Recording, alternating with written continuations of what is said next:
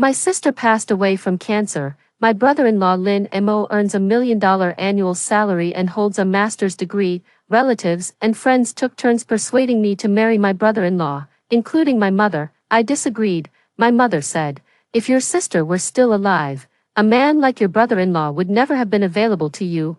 I only have a middle school education and have been divorced once." It was indeed marrying above my station. After marriage, Lin-Mo never looked at me properly, not to mention physical intimacy. "I want my own child," my mom said. "With your genes, you're far inferior to your sister. Any child you have would definitely be a burden. Just focus on raising your sister's child." I thought Lin-Mo not touching me was proof of his love for my sister. It wasn't until 3 years later that I opened the diary notebook in my sister's phone. "Auntie, can you be my mommy?" Shinshin's childish voice came from behind me. I was startled. What nonsense was this child saying? I turned my head and looked at the poor child in astonishment. "Auntie, if you don't become my mommy, soon some strange auntie will come to be my mommy." Shinshin pouted and looked at me with teary eyes. "I don't want a strange auntie to be my mommy," she continued, her eyes reddening, looking at this child who had just lost her mother. My heart ached as if gripped by something painful. "Your daddy won't find you a new mommy so quickly." I bent down and gently touched her tender little face. "Who told you about finding a new mom?" I continued to ask. "Grandma, Shinshin is my sister's child. My sister Fan Momo is gentle and beautiful, a graduate of a prestigious 985 university, and a glamorous white-collar worker at a Fortune 500 company. Brother-in-law Lin Mo, tall and handsome, holds bachelor's and master's degrees from a top-tier university, is an executive at a listed company, and earns an annual salary of millions. They have been married for nearly 10 years and have a son and a daughter, forming the Chinese character, good, in the eyes of outsiders. They are a perfect couple and winners in life, but fate was unkind to my sister. At the age of 32, she was diagnosed with advanced stage gastric cancer during a routine checkup. When the cancer was diagnosed, my daughter Shinshin had just started elementary school, and my son Ding Ding was only 1 year old, less than a year after my sister was diagnosed. She passed away. Less than a month after my sister's passing, relatives and friends around me began urging me to take her place and continue living with my brother-in-law. At that time, I was still immersed in grief over losing my sister and found this suggestion utterly shocking.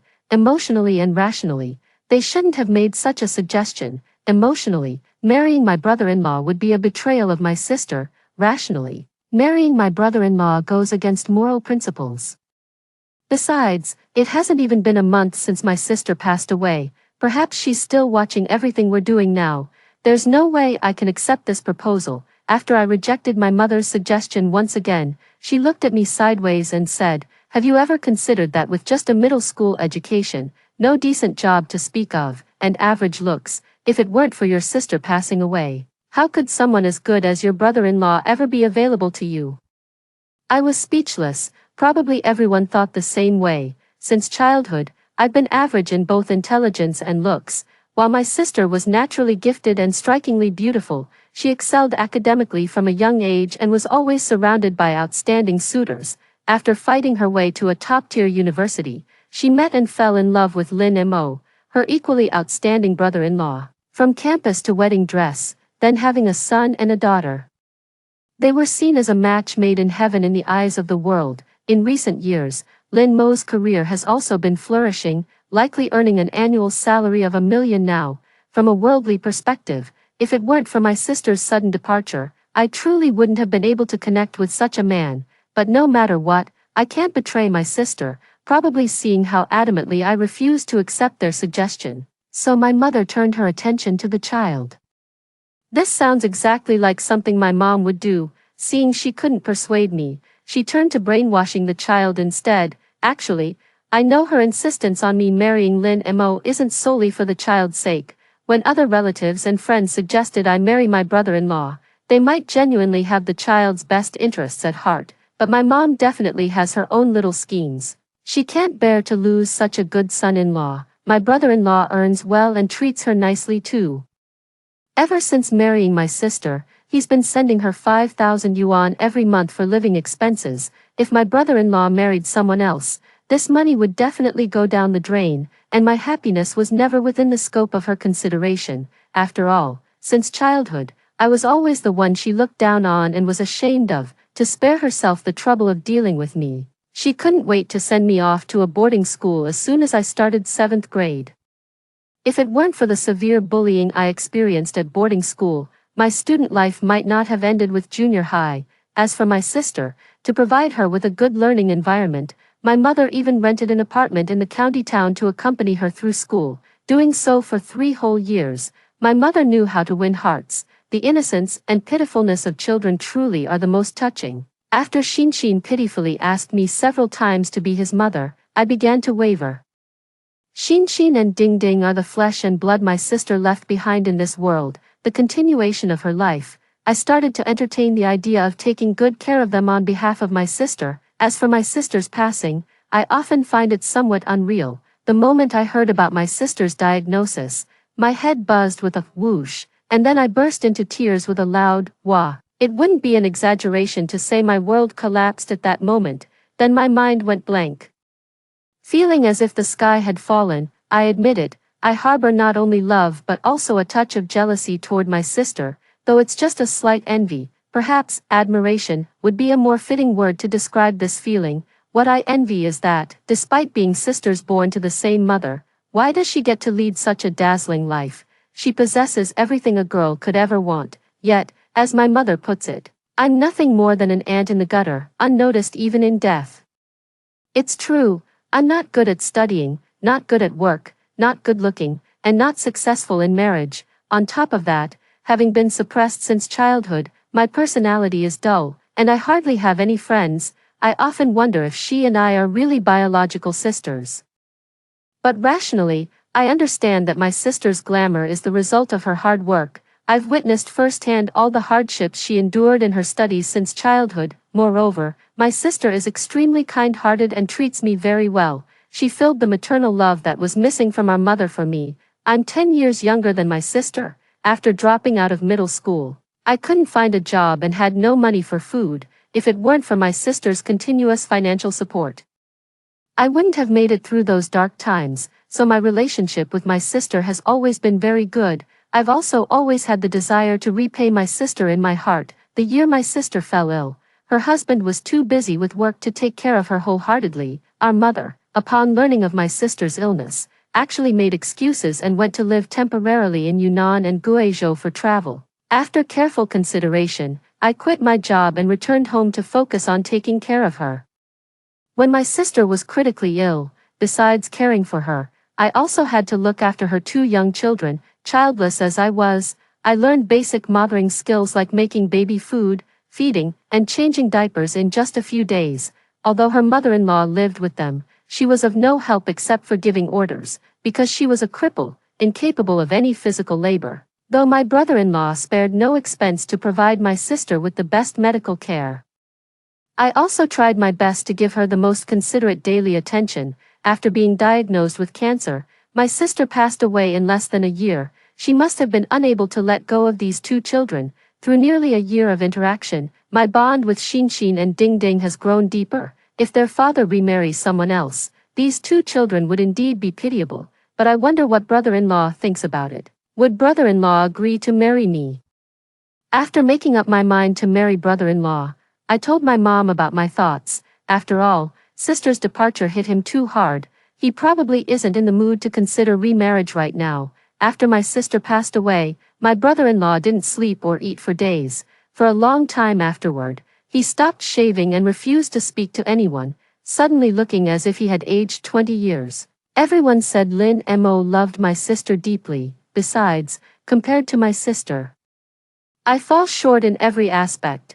Would he even look at me? After hearing my concerns, my mom blinked at me and said, "Don't worry about that. He'll agree. Don't do anything reckless." I didn't know what trick my mom had up her sleeve, so I could only remind her, "Of course not." She replied with a smile, "Let's go get married." One day, while I was washing dishes in the kitchen, my brother-in-law stood at the doorway and said to me, I turned to me in surprise, "But I can't give you a wedding." Lin Mo continued, "Did my mom say something to you?" "Don't take whatever she said to heart. I was worried my mom might have said something inappropriate in front of Lynn Mo. No, she didn't say anything. I just think they're right. It would be more suitable for the two of us to take care of Shin and Ding Ding together. All right then, I nodded, not pressing further about why he suddenly brought up marriage. After a pause, I continued. It's fine not to have a wedding, after all. Those are just for show, and besides, it's not my first time getting married. I've been married once before, the kind where we had a wedding ceremony but didn't register our marriage. The reason we didn't register was that I was only 19 at the time, below the legal age for marriage, so whether or not we have a wedding ceremony this time really doesn't matter to me. My mother played a part in my separation from my ex-husband, after receiving 200,000 yuan in betrothal gifts and holding the wedding. She probably felt my value hadn't been fully exploited, so she stirred up trouble in between, pushing hard for us to divorce. Before we even reached the legal age for marriage registration, my ex-husband and I separated, and my mother refused to return a single cent of the betrothal money, until the other party came knocking on our door. Only then did she return half. The reason she kept sabotaging my marriage with my ex-husband was probably to sell me off one more time. Now, her plan is about to succeed, just as expected. When my mother learned that Lin Mo and I were definitely getting married, she immediately brought up the bride price with him. She said the wedding ceremony could be skipped, but the bride price needed to be 300,000 yuan. Unexpectedly, Lin Mo agreed without hesitation. Back then, my sister was in a better position, yet my mother didn't ask for a bride price. She probably thought my sister was capable and wouldn't neglect her in the future. If she acted too harshly, she might not gain as much benefit. As for me, I'm just a useless loser. If I don't get some money in hand during marriage, it'll probably be hard to squeeze anything out of me later. No wonder people say she's shrewd. After my sister got married, she and my brother-in-law would give her 5,000 yuan every month, plus holiday gifts, totaling at least over 100,000 yuan a year. Over these years, she must have received at least 1 million in filial payments. Our father died early, so all this money belongs to her alone. She's such a miser. I've never seen her spend a single penny on anyone else. Who knows if she spent all that money herself or saved it up. Judging by her outfits, she must have spent quite a bit. Once when I went home, I happened to see her organizing her jewelry box. It was packed full of jade bracelets and gold bangles. I've been married twice, and both times she demanded exorbitant bride prices, according to our local customs. The bride price is usually just symbolic, typically around 80 to 100,000 yuan as a gesture. Moreover, parents usually add some gifts on top of the bride price as dowry for their daughter to bring to her new home. But during my last marriage, the dowry was only 2 quilts. This time, although there was no wedding ceremony, she still sent over the dowry. What's rare is that she was much more generous than last time. Aside from 2 cotton quilts, the dowry also included a gold lock and a pair of small gold bracelets. For her, this was practically an unprecedented splurge. On the day she delivered the dowry, she leaned close to my ear and whispered, "See, I told you I had a way to make him marry you. What exactly did you say to him?" He didn't say much. With men, once you've got them by their weak spot, they're easy to handle. She covered her mouth and laughed at me. A chill ran down my spine. The night we got our marriage certificate, Lin Mo didn't come home. I stayed in the guest room as usual.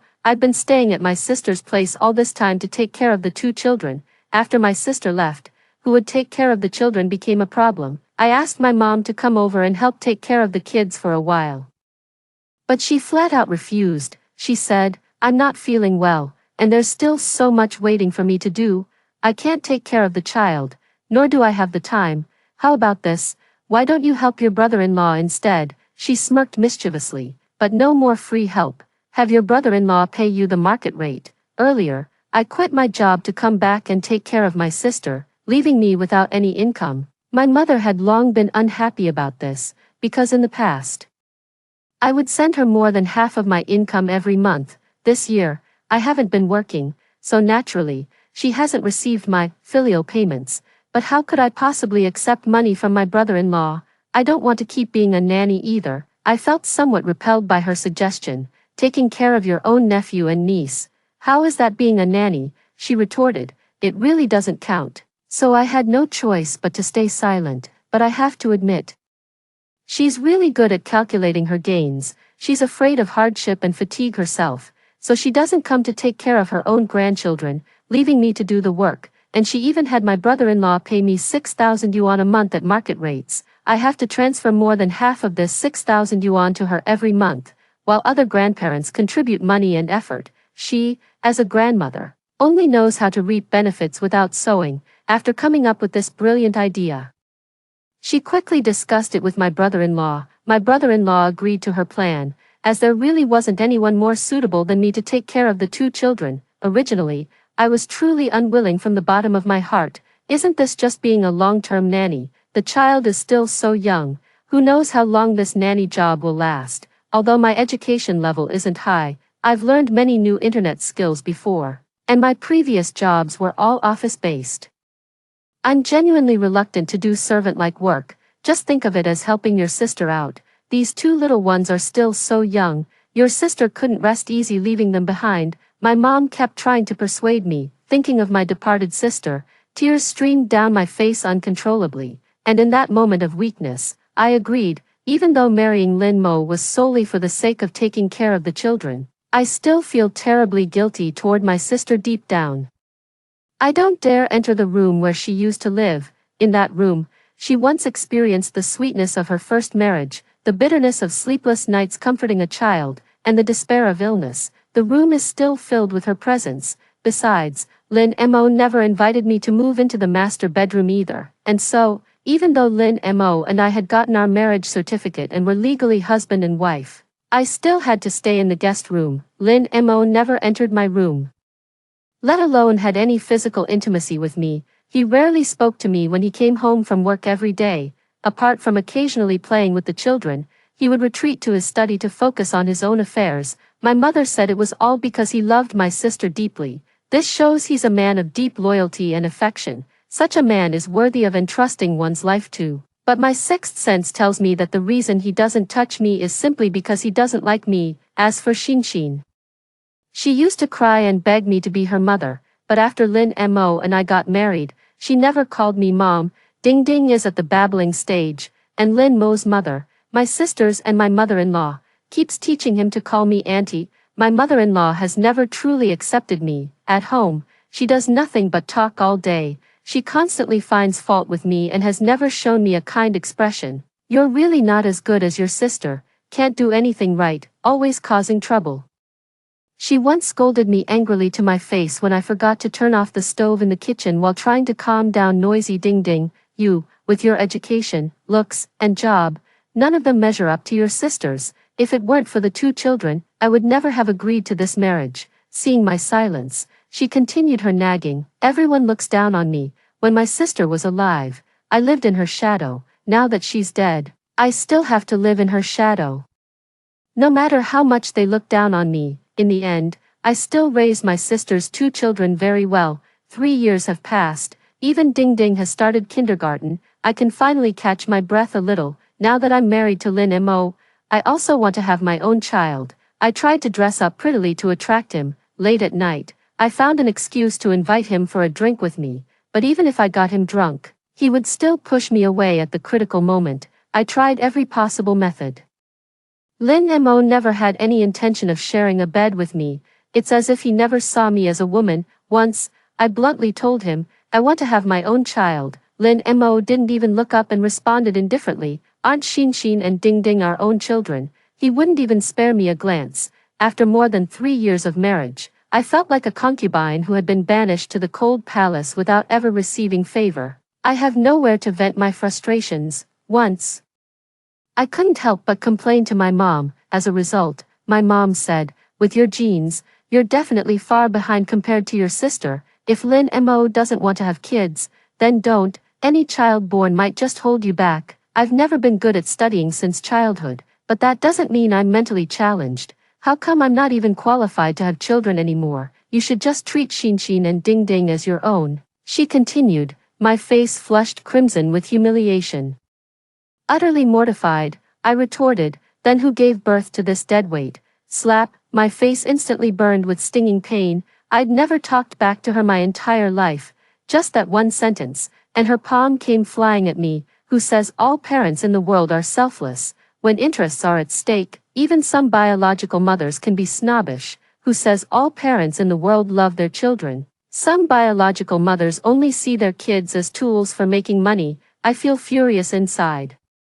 Feelings of jealousy toward my sister also occasionally surface due to other suppression and comparisons, but I won't let the seedling of jealousy grow strong, because I know my sister is the only one who truly cares for me, and she is indeed outstanding. She's like a white swan, while I'm the ugly duckling that can never become one. Not only is my sister outstanding, but she also has a great personality. I'm content living in her shadow. But I'm growing increasingly intolerant of those around me exploiting me under the pretense that she's better than me. If sister was so wonderful, how could they bear to do those cruel things to her? I always believed sister possessed all the beautiful things in the world, including the love of those who oppressed me. I've willingly lived in sister's shadow, barely surviving all these years, until one day, while cleaning out the wardrobe in the master bedroom, I found one of my sister's phones. After my sister passed away, all her clothes and belongings were burned, as if she had never existed in this world. This phone might be one of the few things she left behind in this world. After charging my phone and turning it on, I realized it wasn't password protected, so I opened it and browsed around.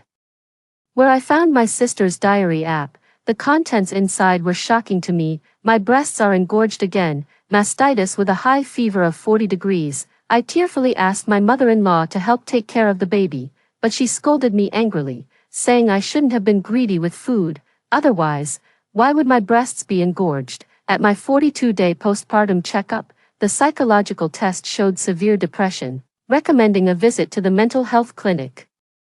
But how could I possibly break free?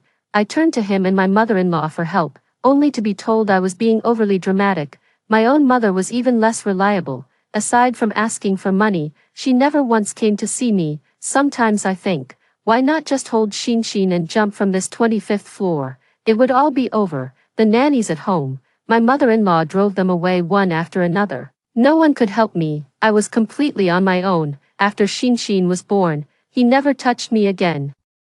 I thought it was because my postpartum body had become unattractive to him. That was until I found evidence of his affair.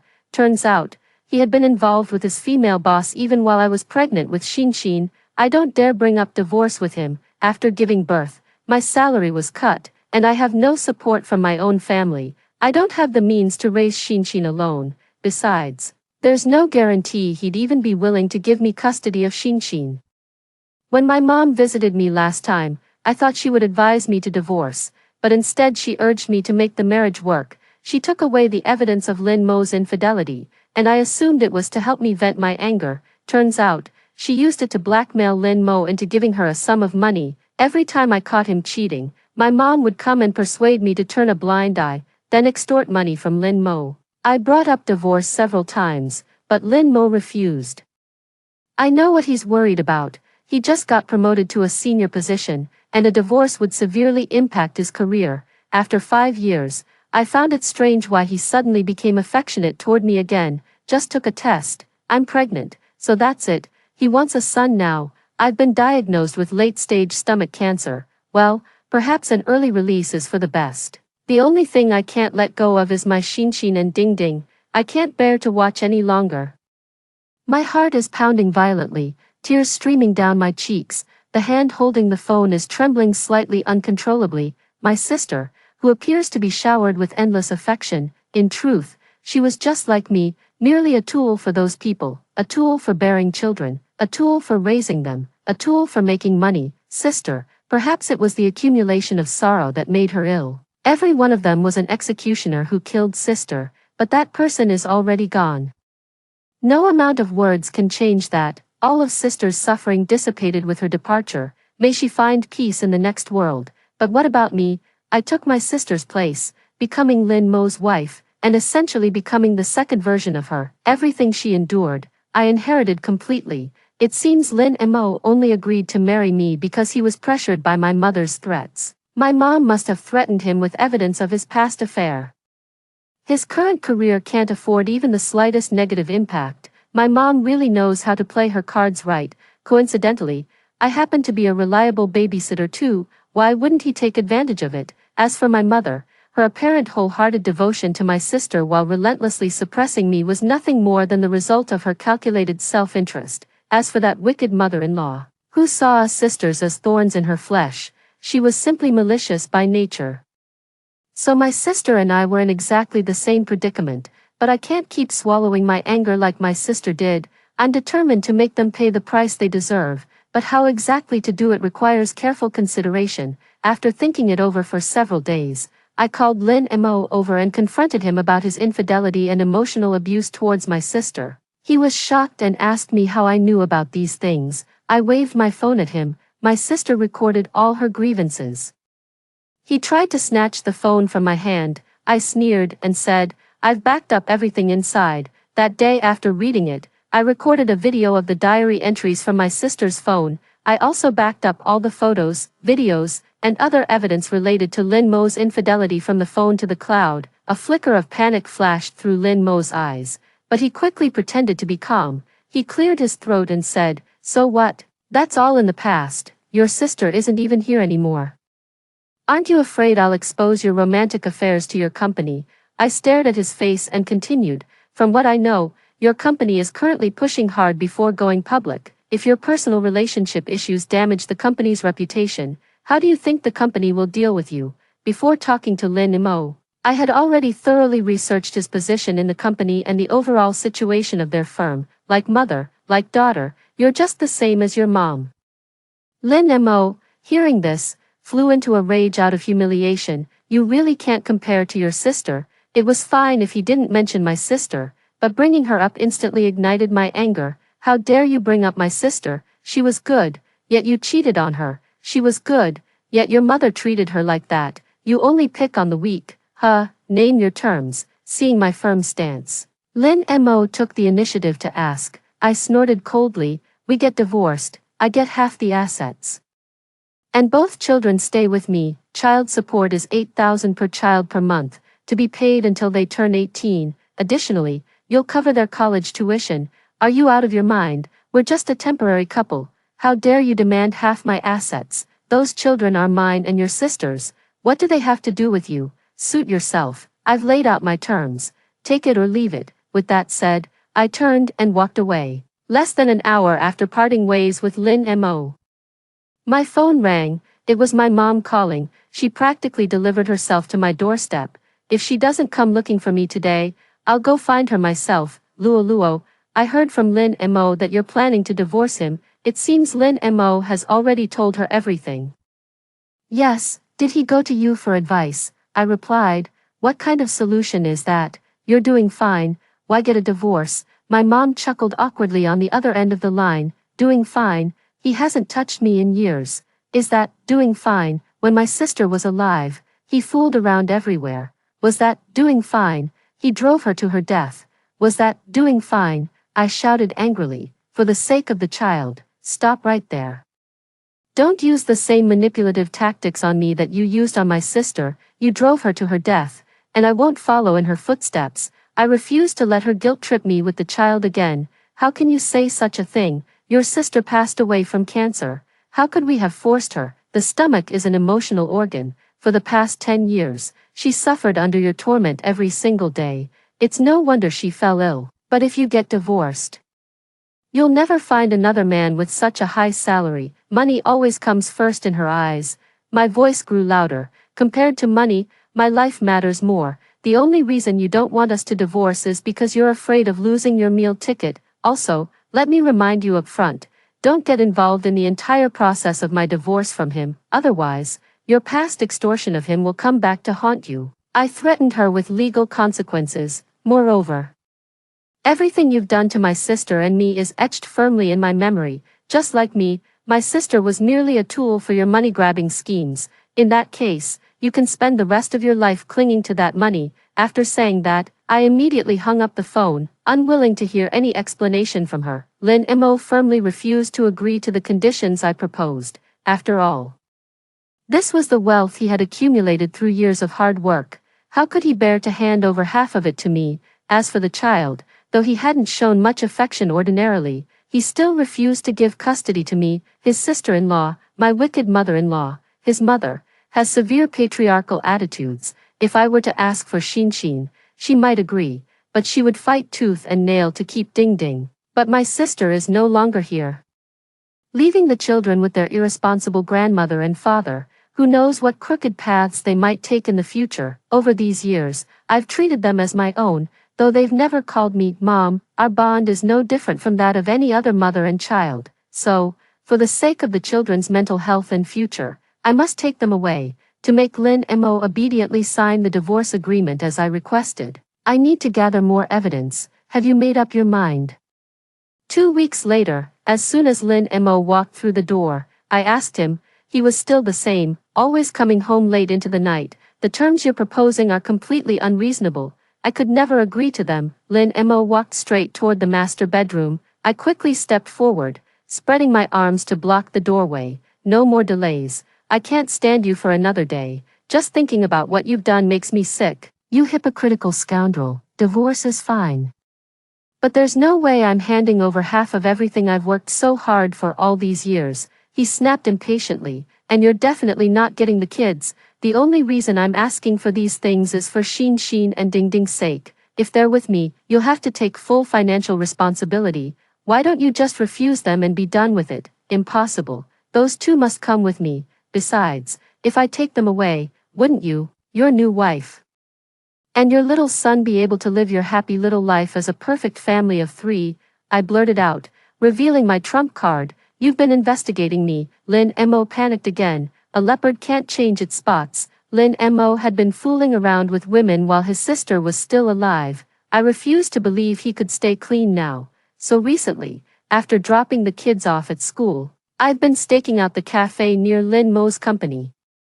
I noticed Lin Mo drives out every day during his lunch break. Once, I stopped a taxi to follow him and discovered he parked near the entrance of an old residential area a few kilometers away from his company. Daddy, as soon as he got out of the car, a little boy about 3 years old ran toward him with open arms. Behind the boy was a woman with her hair tied up in a bun. My little Candy, did you miss Daddy? Lin Mo crouched down, caught the running boy in his arms, and then showered him with kisses. I recorded the entire process with my phone. Yes, I followed you. No wonder you haven't touched me all these years. I glared at him fiercely. All these years my sister and I have been with you. You've cheated, given us the silent treatment. Letting you walk away without taking everything from you is already doing you a favor. Look at this child, about 3 years old, right? So while my sister was suffering in agony from her illness, you were still rolling around with this woman. You're truly a beast. I couldn't help but roar at him. You're insane, a lunatic. Lin Mo turned and stormed out, slamming the door behind him. Probably went straight to that woman's house. The second face-to-face negotiation with Lin Mo ended inconclusively once again. I had no choice but to resort to drastic measures. I opened Weibo and stumbled upon a bombshell. XX tech company executive betrayed and emotionally abused 2 wives successively while fathering a child outside of marriage. I took screenshots of the passages in my sister's diary about Lin Mo's infidelity and emotional abuse and posted them in that Weibo post. As expected, human nature loves gossip. Such a well-substantiated exposé quickly made it to the city's trending topics. Reading the flood of curses in the comments filled me with immense satisfaction. Even if you don't get the desired outcome, seeing a scumbag get roasted is still satisfying. I casually forwarded this Weibo post to Lin Mo, probably not expecting the usually timid little lamb to have such a crazy side. Lin Mo was somewhat startled. He quickly called back, trying to soften things. I'm sorry, I've wronged your sister, and I've wronged you. I shouldn't have dragged you into this in the first place. But I really couldn't handle your mom. Marrying you was forced on me by her, just as I thought. It was my mom after all. Then why don't you think about what leverage she has over you? If you don't make mistakes, what can she possibly do to you? I sneered. Lin Mo was left speechless. Just give me a straight answer. Are you signing the divorce papers or not? I'm running out of patience. A lot of people in the comments are demanding the scumbag's real name. I truly have no patience left to waste on him. Please don't act rashly. If you reveal my real name, my job will be ruined. Without a job, what will happen to Xin and Ding Ding? Lin Mo on the other end of the phone sounded very anxious. Sign or not? Sign, delete it, and I'll sign right away. the divorce proceedings were completed quickly. Sitting on the sofa in my 180 square meter downtown apartment, registered under my name, I couldn't help but smile as I looked at the 5 million yuan balance in my bank account. Although Lin Mo is just a senior corporate worker, surprisingly he possesses quite substantial assets. To be fair, aside from being a scumbag, this man's capabilities in other aspects are quite impressive. At less than 40 years old, he actually owns 3 properties and has nearly 10 million yuan in savings. Before the divorce, I never imagined his family wealth was this substantial. I thought getting $1 million or so and a small apartment would be pretty good. No wonder my mother didn't hesitate to sacrifice both daughters to keep him tied down. Auntie, Grandma's here again. Ding ding called out to me while looking at the video doorbell. Don't mind her, she's not your grandma. After my divorce with Lin Mo, my mom repeatedly suggested moving in with me. She said it's not easy for me to raise 2 kids alone and wanted to come help out, as if I don't know what's really on her mind. She just saw that we moved into a big house and had a fortune, and wanted to come enjoy the good life. But I'm no longer an easy target. After learning about all the things she had done, I never intended to forgive her. Not in this lifetime, but I won't hate her either. Because hating someone is also draining oneself. After hearing the first story above, what are your thoughts? Feel free to share your opinions in the comments section. Next, there is another similar story. Let's continue to see. During my wildest year studying abroad, I kept a little mute as my lover. My brother is great. Tall stature, long legs, everything. The most amusing thing about the little mute is when we argue. The moment he starts signing, I close my eyes. It drives him crazy, making him cry loudly, until the family went bankrupt, and I left without saying goodbye and returned to China. We met again 3 years later. He was a rising star in the business world, while I was a rookie journalist.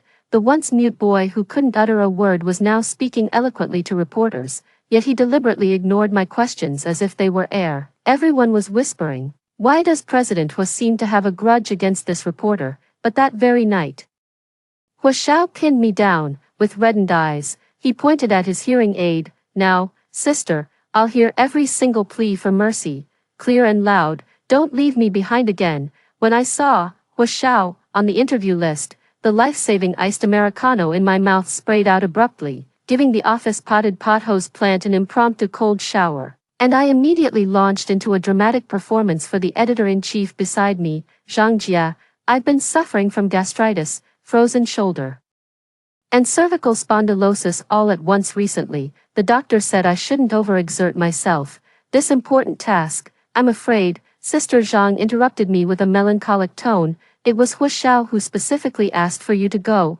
My following words, I might disappoint everyone, were abruptly cut off. What, specifically asked for me to go? Could it be that he still can't forget me? Is he trying to use this interview as a chance to rekindle our past relationship?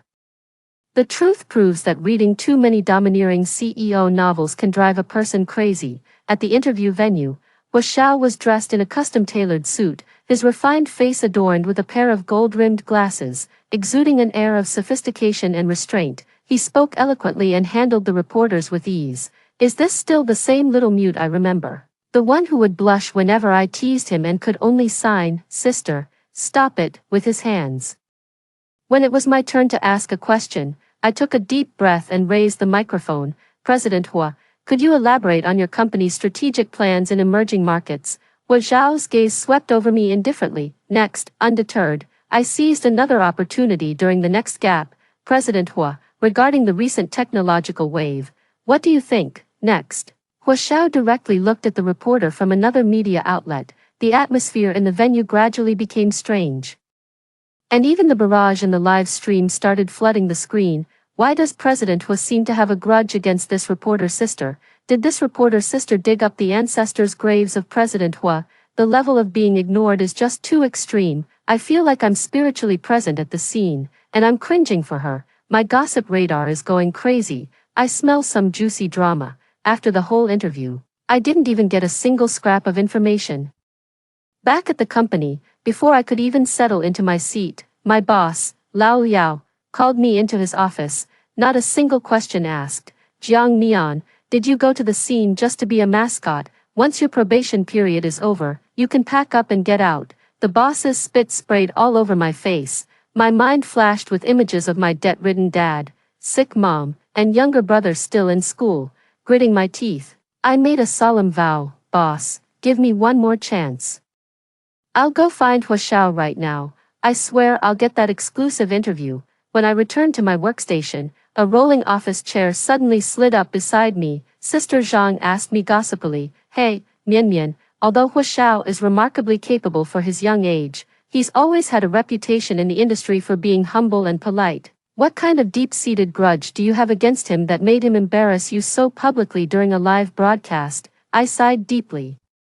Feeling completely drained. Enough, life is already so hard. What's one more social death, sis? I've been his sugar mommy. Sister Zhang fell silent for a long moment before slowly giving me a thumbs up. You're amazing. She continued to press for answers. But even if you were the investor, now that he's made it big, at worst you'd just never see each other again. But I added while packing my things to go out on a job. After the incident at home, I left all the money I had left and disappeared, breaking up with him. Sister Zhang listened, her frown easing. That's quite considerate of you. You even left breakup money. I stopped what I was doing. The breakup fee is $15.40. Arriving at Huaxiao's company, I ignored the office building so tall it could cure my cervical spondylosis on the spot, with the determination of a martyr. I walked into the lobby and approached the front desk. "Hello, I'm Jiang Mian.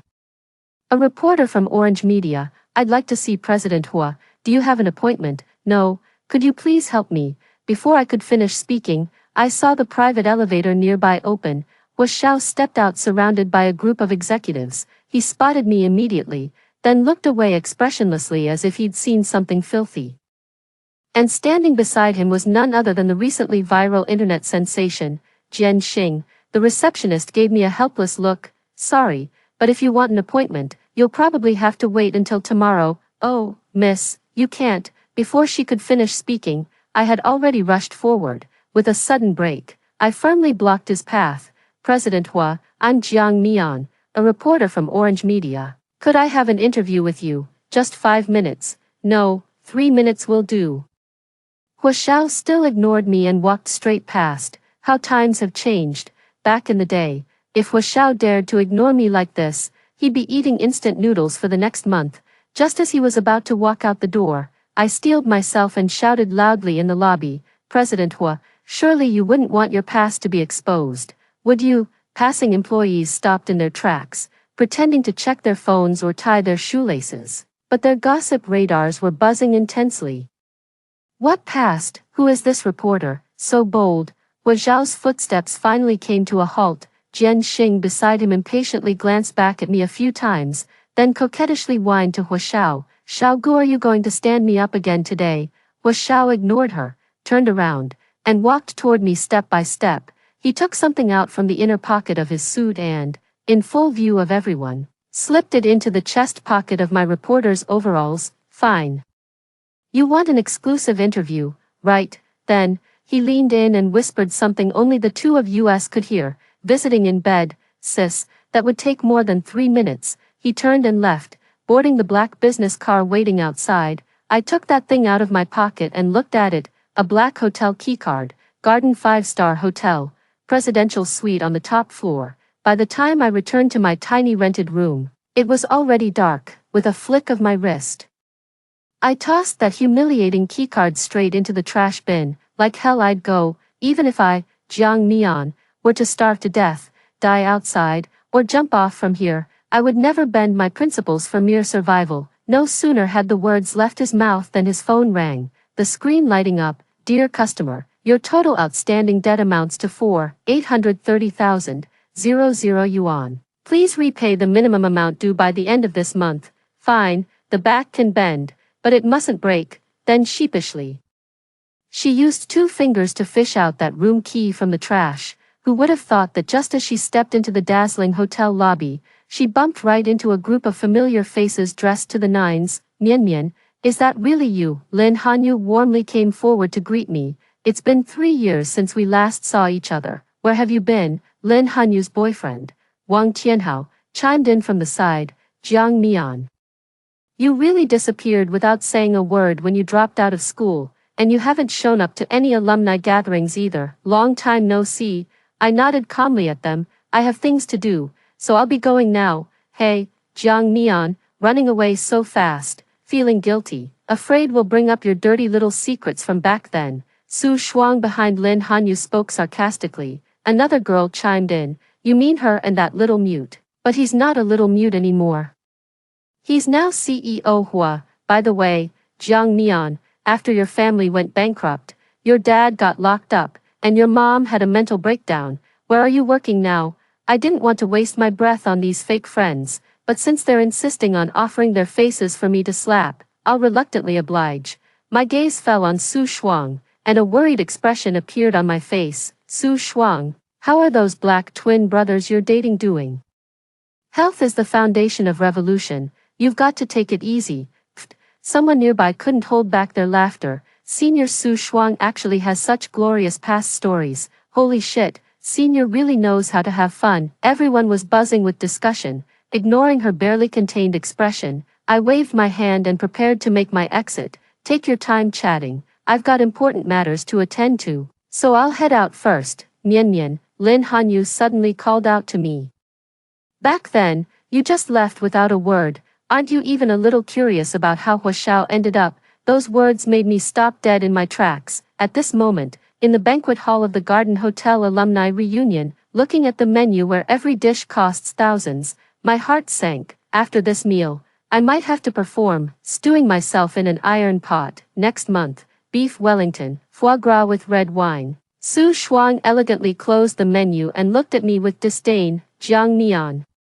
Stop flipping through it. There's nothing here priced below 4 digits. For old time's sake, I'll be generous today. My treat. Her condescending, charity-like attitude wasn't particularly hurtful to me, nor was it, well, hardly insulting at all. I immediately countered with a swift move of my own. You're treating me, then I won't stand on ceremony. I immediately waved to the waiter. Grilled Boston lobster, foie gras with caviar, bluefin tuna belly sashimi, 1 portion of each. Oh. And bring a bottle of Chateau Lafite Rothschild, vintage at least 10 years old. Smiles don't disappear. They just transfer perfectly from Su Shuang's face to mine. I put down the menu and looked at her. After tasting so much Mishua Ice Cream Town, Shaxian snacks, and Lan's How hand-pulled noodles these past few years, my taste buds have almost deteriorated. That's all I can think about. You just generously offered to treat me, so you wouldn't mind, right? Su Shuang probably didn't expect me to be so shameless and said through gritted teeth, cheapskate, since I said it, order whatever you want. I calmly handed the menu to the waiter. Back when I was riding high, the spa treatments I treated her to and the bags I bought her, each cost several times more than this meal. Today's feast doesn't even compare to the interest I spent back then. As dish after dish was served, I picked up my knife and fork, ready to dig in. Mian Mian, how have you been living? These past few years, Lin Hanyu sitting beside me demonstrated her sisterly affection by holding my hand again. Eat well, sleep soundly, mental state far ahead. Without changing my expression, I withdrew my hand again and casually wiped it with a napkin. Seeing my cold attitude, Wang Tianhao nearby couldn't help but jump in. Jiang Mian, don't act like we've all wronged you. When it comes to Hua Xiao's matter, can you honestly say you bear no responsibility at all? What responsibility do I have? I protected him for as long as you bullied him, I retorted without hesitation. Is that so? Su Shuang sneered. Jiang Mian, but don't forget, all his misfortunes began the moment he met you. These words felt like a bucket of ice water poured over me from head to toe. That winter 4 years ago, during Christmas, the streets were blanketed with thick snowflakes. I stepped out of a party, feeling nothing but weakness all over, an abnormal heat burning from within my body. I also noticed a figure following me at a steady pace, neither too close nor too far behind. In an instant, I realized someone had drugged my drink. I wanted to find a police officer, but looking around, all I could see were reveling crowds and flashing neon lights. At the brink of despair, on a foreign street, I spotted an Eastern face from afar. I practically threw myself at him. Stay with me tonight. Name your price. It was none other than Hua Xiao. Back then, my family's business was thriving, and my father's name appeared on the Forbes list. Add my looks to the mix, and the line of suitors stretched from my doorstep all the way to France. Everyone speculated about which wealthy young man from a similar background I'd end up with, but without a word. I took my life script and gave it an epic twist, choosing a powerless little mute instead. When I took him to gatherings, he became the odd one out, shunned by everyone. They kept repeating the same line: he wasn't good enough for me, whether overt or covert. The obstacles and sarcastic remarks had almost become his daily routine at school. For his sake, I left that hypocritical circle behind, cutting all ties with those fake friends, but deep down, I knew, while I helped him escape the storm. I forgot, I am the storm itself. Ding, the crisp sound of a text message pulled me out of my memories. Still coming, it was an unfamiliar number, but I knew it was Husband.He. Fine then, rather than putting on a show with these fake, plastic sisters pretending it's tiny times, I might as well just go face him directly. I should get going. Thank you all for your generous invitation. I stood up, looking at the barely touched dishes in front of me. Wasting is shameful, taking leftovers is honorable. Waiter, pack this up. Then, under the stunned gazes of everyone, I walked away stylishly carrying several heavy takeout boxes. Absolutely shameless, to think she was once the daughter of the wealthiest family in the capital, and now she's ended up like this. How pitiful. As I stepped out, these bitter words drifted into my ears, neither painful nor itchy. Dignity, what's that? Can it put food on the table? If it weren't for my thick skin, I would have completely broken down 3 years ago.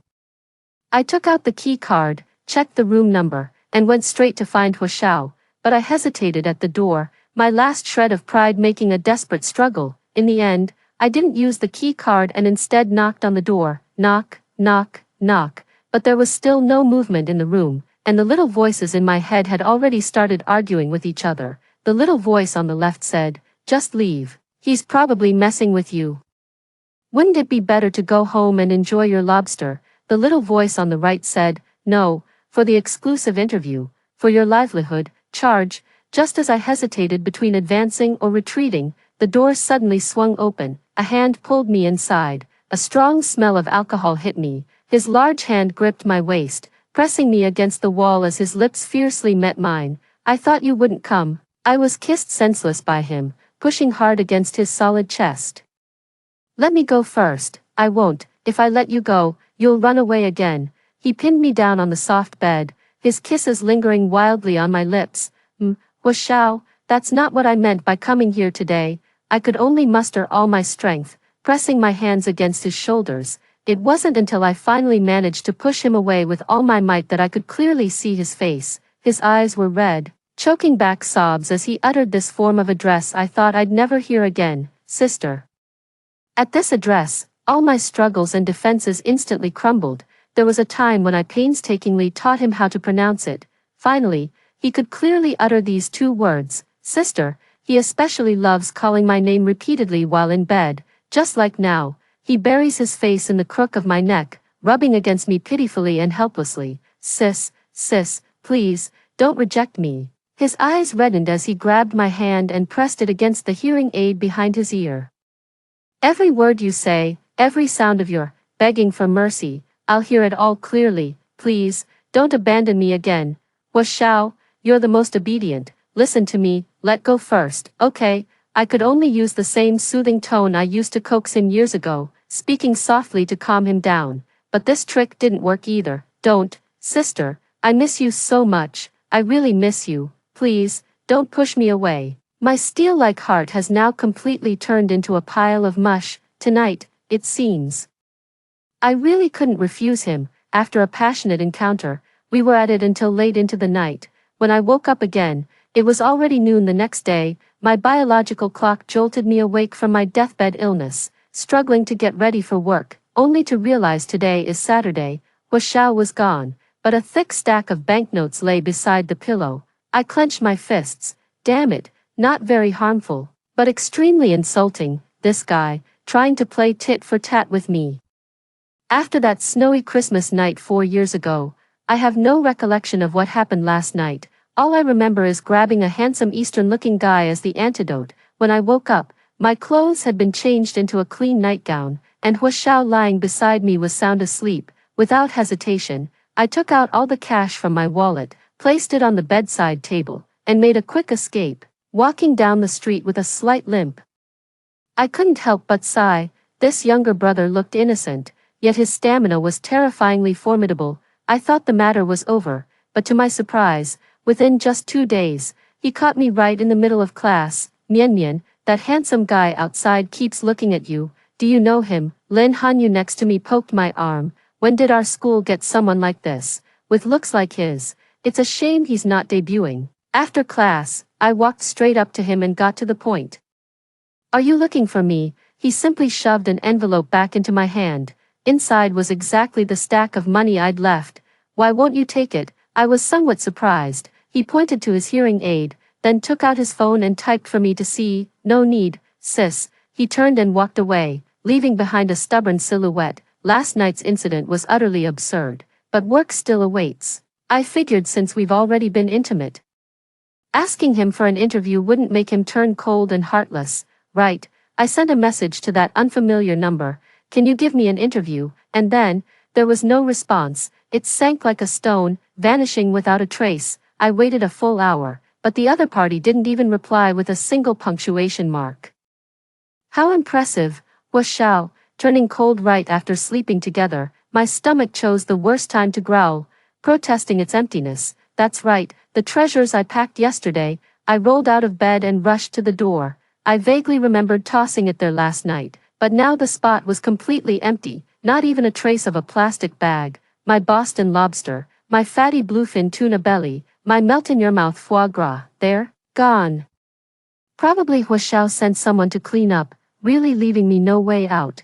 In the end, I angrily packed up my things, ignored the stack of insultingly large bills on the bedside table, and left directly. Then, I found an authentic Lansao hand-pulled noodle shop near the hotel to fill my stomach. Just as I was slurping my noodles, that unfamiliar number finally decided to call me. I swiped to answer and put it on speakerphone. "Have you eaten?" Slurp. "Yeah, slurp. Why?" "If you've eaten then never mind. There's a business dinner tonight. You could have come with me, grabbed a meal and done an interview." The moment I heard the keywords, interview, and meal, I slammed my chopsticks down. "You can eat again even after eating. I'm free anytime. Get ready, my driver will come pick you up later." After saying that, he hung up the phone. I was taken to the banquet venue, but my current outfit seemed completely out of place at this event. The ladies were dressed in gowns, and the gentlemen in formal suits.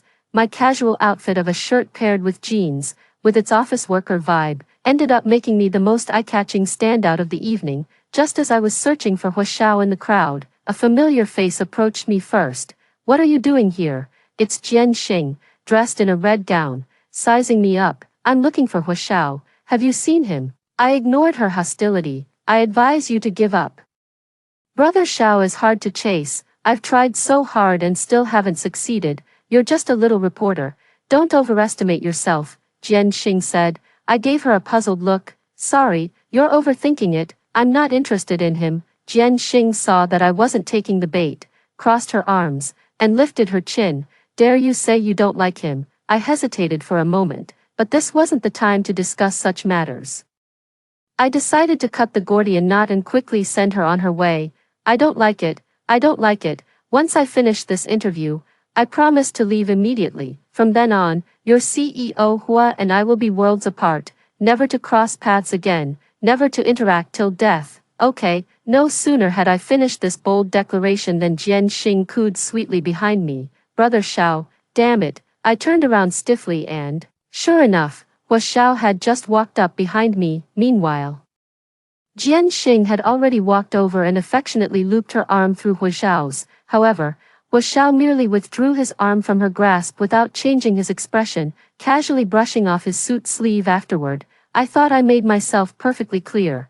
Investing in your film project is merely part of our company's business operations. I'm not interested in you." Without giving her another glance, Huashao walked toward me, under the gaze of all the guests.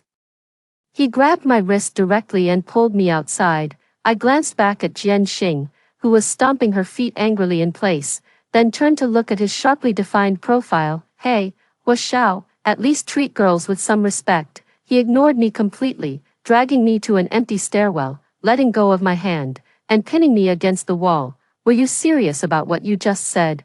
Of course I was serious. Rubbing my reddened wrist where he had gripped it, I stubbornly insisted. What's past is past, the interview is over, let's go our separate ways peacefully, without disturbing each other.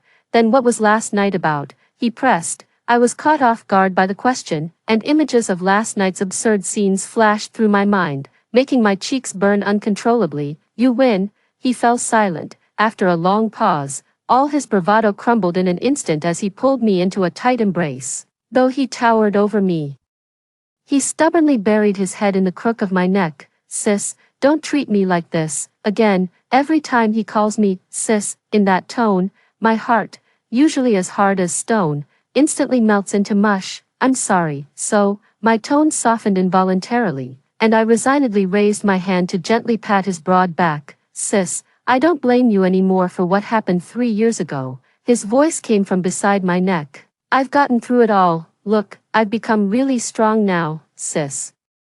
He slowly straightened up, putting a little distance between us. His beautiful peach blossom eyes reddened, the tip of his nose also tinged with red. The more sensible he is, the more my heart aches, yet uncontrollably. Su Shuang's heart-piercing words echoed repeatedly in my mind. Jiang Mian.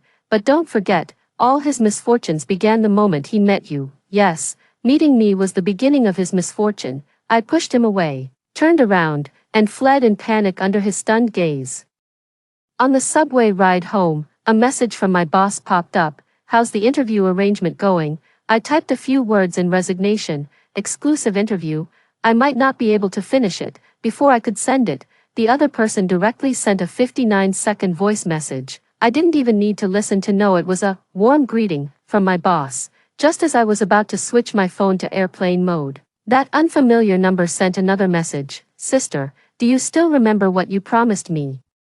My thoughts were instantly dragged back to that chaotic past. 4 years ago, I thought that after Huashao returned that stack of money to me, we would be like two parallel lines that never intersect, each living our own peaceful lives. But fate loves writing those ridiculously dramatic coincidences. I spotted him weaving between the VIP booths while clubbing with my fake besties at the hottest bar in the international student circle, dressed in waiter's uniform. He was lowering his head to serve drinks at a table. Mian Mian, isn't that the mute guy who cornered you outside the classroom last time? Yeah, I think he's an exchange student at our school. Such a shame. He's really handsome though, being this poor and still going abroad to study. What's the point? Just to join the crowd. I was still puzzled when I saw a burly, drunken foreigner stand up and bump hard into Huashao.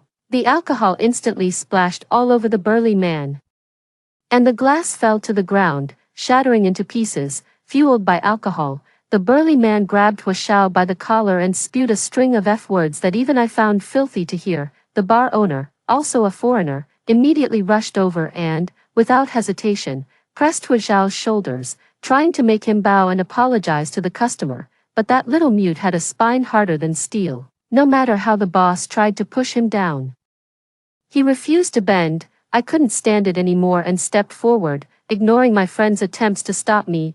I'll pay for the clothes. I'm taking him with me. I pulled him outside. The brother who had been unyielding just moments ago now looked at me with teary eyes, gesturing something with his hands. What are you talking about? I don't understand, I asked. So he took out his phone again and typed, "Thank you, sis, for standing up for me. I'll pay you back the money." How?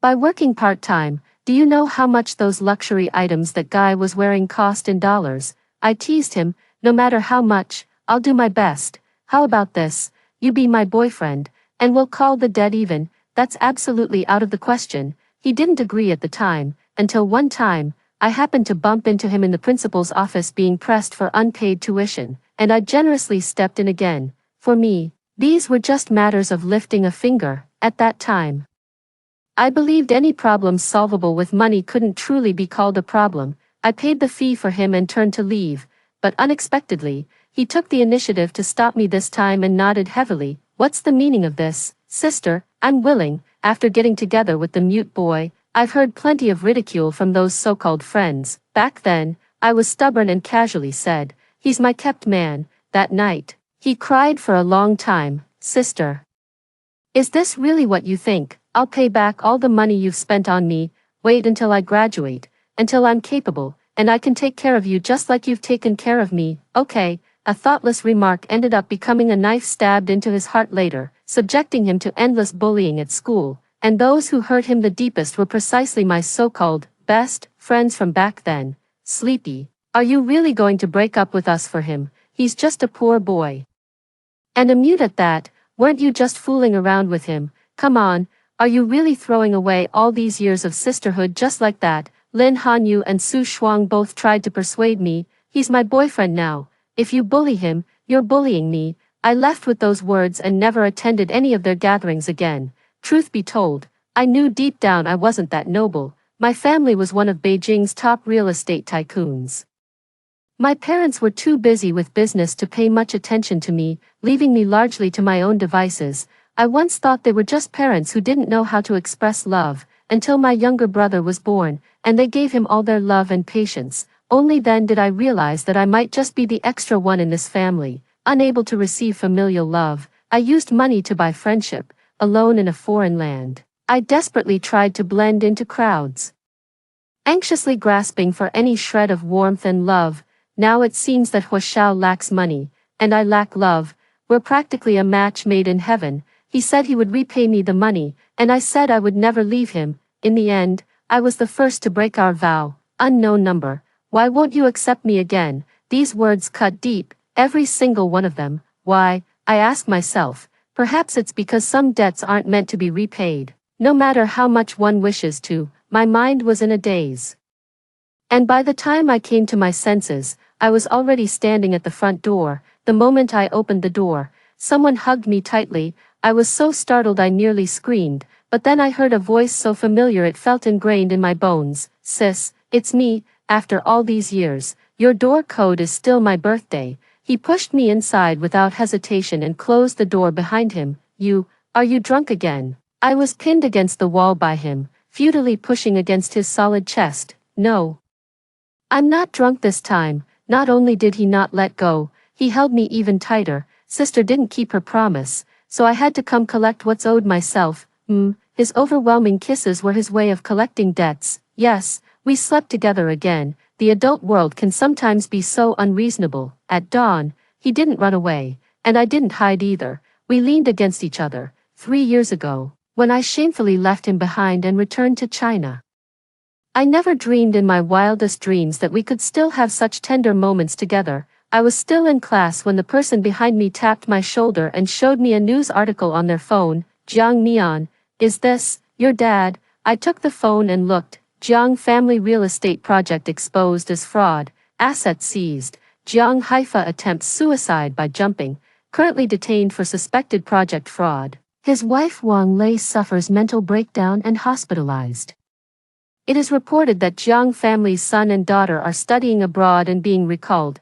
I suddenly realized my phone was filled with missed calls and messages from back home. I was completely stunned and rushed out of the classroom to call my mom. Mom, what's going on? Wasn't our family's project doing just fine? Mian. Mom's voice was hoarse, as if she'd been crying for a long time. Our family was betrayed by our partners. Your dad was set up. At that moment, another domestic call came in. Mom, there's another call. I'll take this first. Okay, hello. I answered the phone. Is this Jiang Mian, Beijing Police Department? Your father is suspected of fraud and money laundering. You are required to return to China immediately to assist with the investigation, a stern voice said. Additionally, anyone closely associated with you must also return to China for questioning. Closely associated, the first person that flashed through my mind was Huashao. I don't have anyone close to me abroad, just me alone. I'll return immediately. I decisively hung up the phone. To avoid implicating him, I spread the word to everyone. He was just someone I kept for amusement, and I had grown tired of him recently, ready to move on to someone new. I knew these cruel words would make him suffer endless humiliation at school, but studying abroad wasn't easy for him, and if he returned to China with me, he might never get another chance to leave. I didn't go to school those days and never saw him again. Can't find him. He sent me many messages. I didn't reply to any, used to spending money lavishly, never had the habit of saving. I sold those bags and jewelry at low prices, gathered enough money, and paid his remaining 2 years' tuition in full. then, directly bought a plane ticket and vanished into thin air. At this moment, I looked up and asked him, "Tell me, how did you live after I left?" Huashao didn't want to recall those days again. 3 years ago, when he realized he couldn't find you, he completely panicked, compounded by the increasingly rampant rumors at school that you got tired of him and dumped him, which were allegedly spoken by you yourself. He inquired for a long time, only to finally receive the news. You had returned to your home country. At that moment, of course, he hated you, but when he saw the news about your family and was preparing to withdraw from school due to financial concerns, he discovered you had already paid all his tuition fees. In an instant, he understood, you loved him, even if you've never said the word love to him. So he persevered through all the rumors and gossip. He thought, you were his support before. And now he wanted to be the tree that could shelter you. Before graduating, he established his own studio. As soon as his career showed signs of success, he immediately returned to China to develop and came looking for you, and he has been keeping one thing from you. His muteness is not physiological, it's psychological. With poor hearing since childhood and unable to afford hearing aids, his pronunciation was always mocked by classmates. Even after regaining hearing, he never dared to speak again, yet you patiently taught him, word by word, to pronounce sister. Even he found his own pronunciation strange, but you were so delighted, he thought, he must learn to speak properly. When they meet again, and sister sees him like this, she will surely be pleasantly surprised. I waited for a long time but never got his answer, only a kiss that landed on top of my head. It doesn't matter anymore, sis, it's all in the past, we're starting over. These simple words brought me more comfort than any language ever could. He didn't want to bring up past pains. So I didn't ask further. Exclusive interview, I muttered softly, almost forgetting the main task. Tomorrow, come to my office. He was brief and to the point. I'm telling you, come to my office tomorrow for your exclusive interview. He pinched my cheek. If big sister keeps spacing out, the interview's off. The next day, I showed up at the office feeling refreshed and energized. No sooner had I sat down than Sister Zhang, with a gossipy look on her face, wheeled her chair over and tugged at my collar. Confess and you'll be treated leniently, resist and you'll be dealt with severely. How did that hickey on your neck get there? Was it with President Hua? Ahem, I feigned seriousness. Sister Zhang, do you really think I'm the kind of person who would sell myself out for work? Sister Zhang looked me up and down, then patted my shoulder confidently. Not only are you, but it seems you're quite enjoying it too. I was left speechless. Just then, old Liao poked his head out of the office and immediately spotted me slacking off. Jiang Mian, so you finally decided to show up for work. Where's the exclusive interview with President Hua? If you don't get it today, pack your things and get out. I calmly stood up. Too noisy, I'm going now. Stepping through the doors of Hua Xiao's company, the receptionist lady saw me and was noticeably more polite than last time. Miss Jiang, hello. I'm here to see President Hua. We had an appointment. Certainly, President Hua is already waiting for you in his office. Let me take you up. I followed her into the private elevator that I could only gaze at longingly last time, feeling a whirlwind of emotions. How the tables have turned. In the CEO's office, Hua Xiao was sitting behind his desk, reviewing documents with his head lowered. Hearing the sound of the door opening, he looked up. His peach blossom eyes behind gold-rimmed glasses met my gaze. He gestured to the sofa opposite him. Have a seat. This businesslike attitude made me feel somewhat dazed, as if the person who had hugged me last night calling me sister wasn't him. I sat down, turned on the recorder, and assumed the demeanor of a professional journalist. President Hua, thank you for granting us this exclusive interview. First, regarding your company's strategic positioning in emerging markets. He interrupted me. Let's not rush into business matters. Let's talk about personal affairs first. What I mean is, I can give you the exclusive interview, but we need to talk about our matters first. Hua Xiao, what are you up to again? He stood up with a smile, walked around the massive desk, and approached me step by step. Then he sat down on the sofa right beside me, trapping me between him and the sofa. Big sister, did you sleep well last night? My face instantly turned red. Hua Xiao, behave yourself. We're at the office, I warned him in a hushed voice. Oh, he raised an eyebrow. So big sister means when we're not at the office, we don't have to behave. Help, Is this still my innocent little mute brother? Seeing me speechless from being cornered by him, he smiled brightly, reached out to pick up a document from the side, and handed it to me. What's this? I took it suspiciously. Take a look. I opened the document, and my pupils suddenly contracted. Equity Transfer Agreement, Party A, Huashao, Party B, Jiang Mian. The agreement stipulates that Huashao will transfer 99% of his shares under his name to me without compensation. Huashao, are you out of your mind? I looked at him in disbelief. Do you realize what this means? This is your entire fortune. Yet, he responded with nothing but calm indifference. I know. Then why, sis? He interrupted me. I promised back then that when I became capable, I'd take care of you just like you took care of me. Everything I have is yours. He took the agreement from my hand, picked up the pen on the table, and signed his name with a flourish in the Party A signature space. Who, Huashao, are you serious? Yes, now it's my turn to take care of you, sister. After hearing the two stories above, what are your thoughts? Feel free to share your opinions in the comments section. Looking forward to hearing from you. If you liked this story, don't forget to like it, share it, and subscribe to my channel. See you next time.